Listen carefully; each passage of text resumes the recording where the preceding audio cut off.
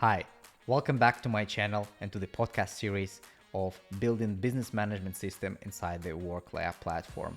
It's Volodymyr Kitansky here, and I'm ready to continue the journey with you. Let's go.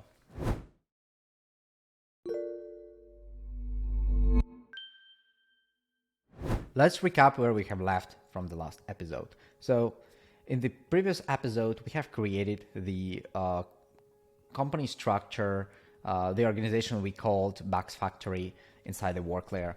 And we also seen this nice diagram. I think anyone who checked the description could have found a link to this diagram so they can look closely. And I didn't change much from the last time we've been here, just to show you a couple of important topics about the team and communication layer, which will be the main subject for this episode.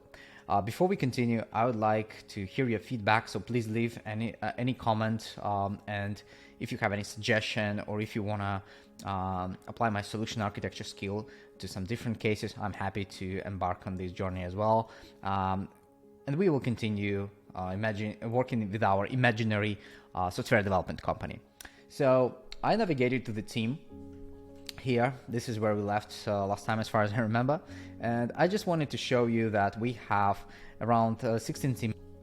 While it's not too informative, at least to me, to see everyone in just active tab here, I would like to highlight that we have grouping. It's by status right now, so we can see like active, pending, whoever is receiving the email didn't respond yet, deleted.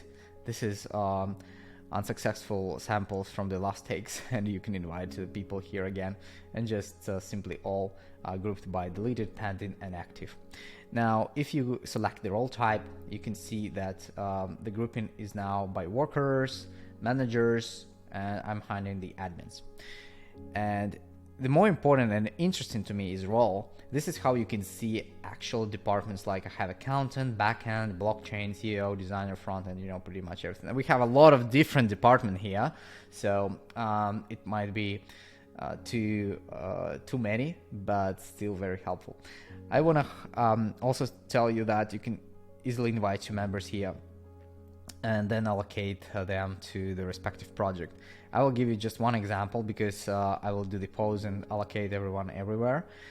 This HR manager should be in several spaces. I think it should be in internal and also in his HRM, because it's space dedicated for him managing people inside the company.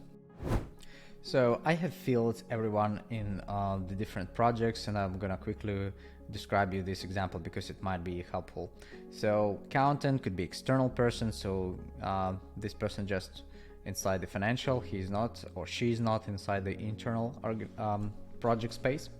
Backhand, definitely kind of an example of the core team members, so present and internal, and some commercial projects, same for other developers and experts here. COO is admin kind of type of team member, so she's present. Lola is present everywhere. Designer is another work specialist, so he is present inside the commercial projects and internal as well. Ivan King, same as with developers. HR manager. Now here is an interesting thing. So HR manager is present in the internal HRM and recruitment. And going a little bit ahead, recruiter is also presented in the same space. So what's the point? Usually HRM and recruiter can sometimes be interchangeable. I found it's very interesting collaboration between those two departments, because HRM manages the existing team members and the recruiter working on the new opportunities, new team members, and they can link their cards representing the team member in different state, like during recruiting or management, like onboarding and offboarding.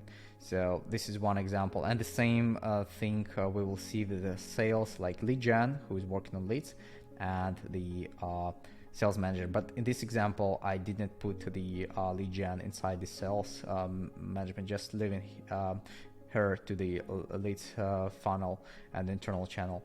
Lawyer is kind of another example of outsourced or part-time person who hasn't shouldn't be part of the internal. Marketing manager, just in marketing. Sometimes it's good to mix them with the sales, of course.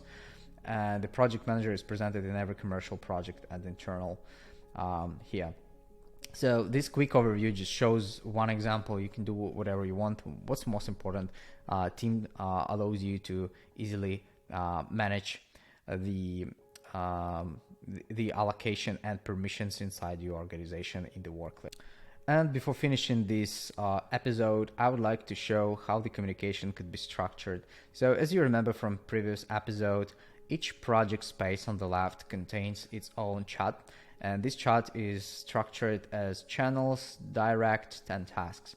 So when it comes to channels, I can find some channels and join them if they're public, or I create some private channels here, private or public. So I'm gonna create some private, call it like co-founders. For example, my CEO is also my co-founder.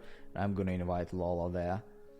So once I create the channel, it will pop up on the right, and navigation on the left. It might be a little bit peculiar, but we found it's pretty workable. Might not be the best, but pretty convenient to have the main space here always available. Direct channels works like as one-to-one or group channels. So one-to-one could be like, hello Johnny. The group example could be like, I don't know, that hi guys, do we have any bugs on in our com projects?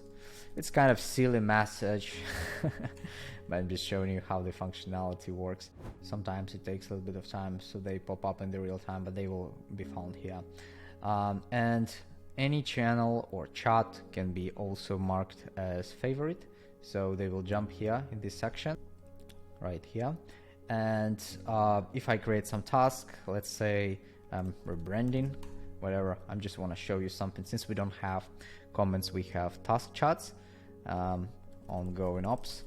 I just want to show you that it will appear here, and you can also mark it as favorite. So technically it works as prioritized list of chats. And if you go to the cog icon, and instead of being in the project settings, go to chat, you can also configure how you want to see the chat here and tune it to your desire. And you can apply the settings to all projects or just for the specific chat. What's also interesting, if you click default, you will navigate to the place under your account. You can also click here or select my settings and navigate to notifications tab. Here you can set up the default notification settings. That's it for this episode. I hope you enjoyed it. Please like, subscribe, and I see you in the next episodes.